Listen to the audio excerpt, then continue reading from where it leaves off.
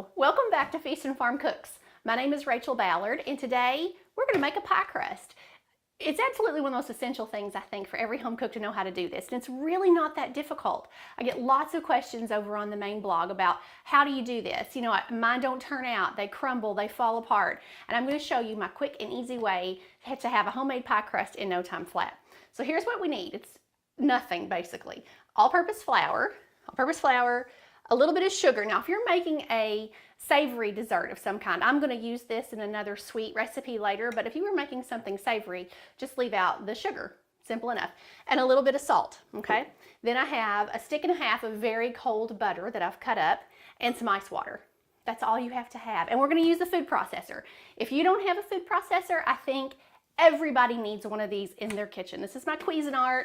I love my Cuisinart food processors. They last forever.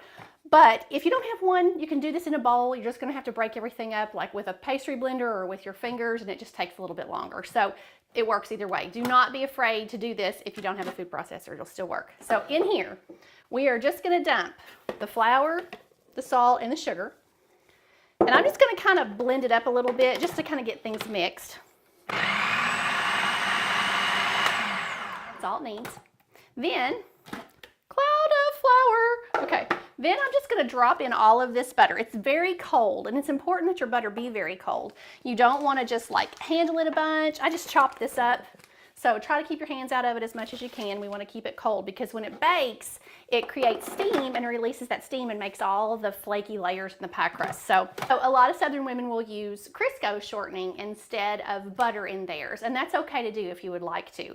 But I find that I really like the flavor of butter a lot better than just exclusively Crisco shortening. So that's why I've gone to this straight butter recipe. So the first thing we need to do is break this butter up inside the flour a little bit. And to do that, we're just going to pulse it.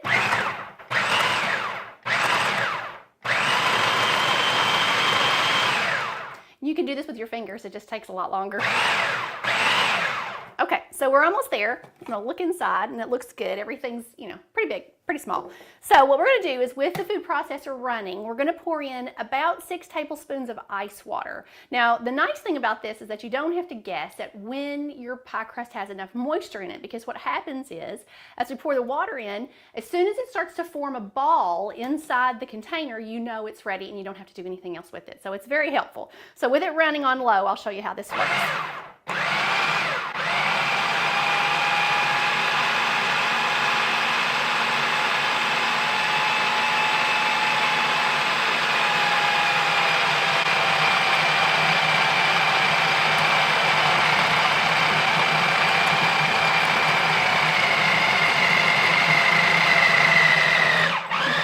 See how it all kind of came together and drug itself around the inside of the bowl? That's how you know it's ready. So what we do next, we're just going to take the lid off. And what I'm going to do is simply place this, clean up a little bit here, is simply place this in some plastic wrap and put it in the refrigerator for about a half an hour. And what that's going to do is allow the moisture to really kind of distribute through that flour and make your pie crust a lot easier to work with, because we're going to relax the gluten that's in the dough. And this is enough really to make one 9-inch pie crust. It'll probably do the whole crust and maybe the top.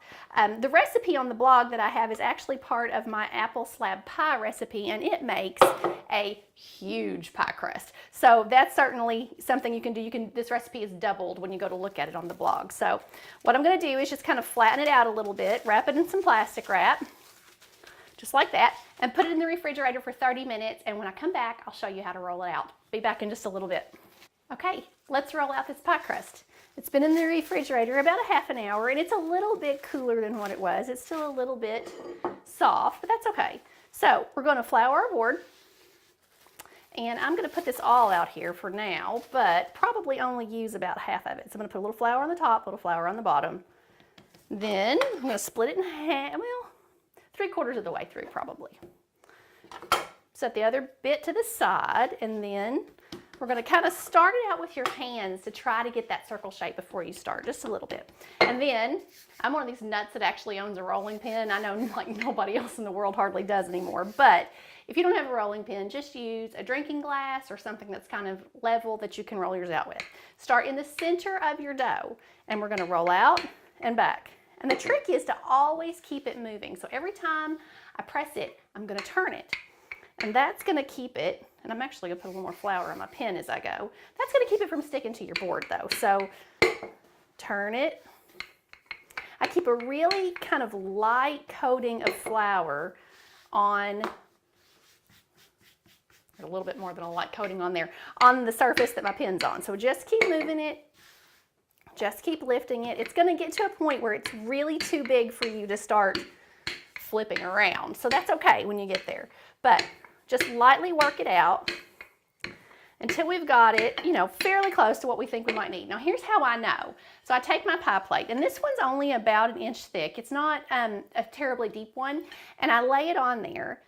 So I lay it on here and I check to see if I have at least as much distance around my pie plate as I have depth. So if this one's 1 inch deep, I want to make sure I have at least 1 inch of crust around the edge, and I do. So what I'm going to do, this is how you get it in the pie plate. Start on one end and roll that crust up around your rolling pin. Then bring your pie plate in and then just lift it and roll it right off inside there. See, other people, you can sometimes fold it into quarters and put it in there as well. That works, and then to unfold it. But that's all there is to it. So once you have your dough all in your pie plate, the way that you trim it away, I just come to the edge and take a knife and just cut off any of that extra. And I'll show you how to crimp your edges as well. So you don't have to decorate the edges. I know that feels a little bit intimidating sometimes. You don't have to do that if you don't want to. You can use a fork and just kind of press some lines into it. But I'll show you the way my mom taught me. If I can get all this off here. Yes. So I'm gonna take that out of the way. And you can re-roll these scraps. You just can't do it a lot of times because it'll make your dough a little tough. But you can re-roll them a little bit. So what I do is I use my thumb and my index finger, and then my index finger of the other hand. And I bend and press and bend and press until I make that little indentation around the edges. And you'll have to reflour your fingers over and over again as you do this, but just work your way around until you have it completely fluted, I think is the technical term for this. So you can do it this way, and there are so many pretty crusts you can do. You can cut out with a cookie cutter. You can cut shapes and just lay those on the edges. That works as well. It's endless, but this is a really classic shape that all the grandmas in the world use. So it's really simple, and the one that my mom taught me early on. Don't worry if it's not perfect. You know, Laura Vitale always says, she's another YouTube cook, that nobody's coming to your kitchen to check it and see if it looks perfect, and they're not. You know, it's just about doing what you enjoy and doing something special for your family, doing something that you maybe wouldn't do otherwise. And it doesn't have to be perfect. Like I just jammed my finger in that corner over there. It'll be all right. So this one is pretty homemade looking. It looks a little rough right now, but that's okay. And it'll be just fine. It's going to taste delicious, and I am going to show you in an upcoming video how I make a blackberry pie with this crust. So be on the lookout for that. You'll want to keep an eye out and watch that as well. And I can't wait to see how you make this pie crust delicious in your own kitchen, what you fill it with, what you use it for. And if you've always been using those store-bought ones, this will be a wonderful way to step into something different and from scratch. So I'll see you again soon. Have a great day.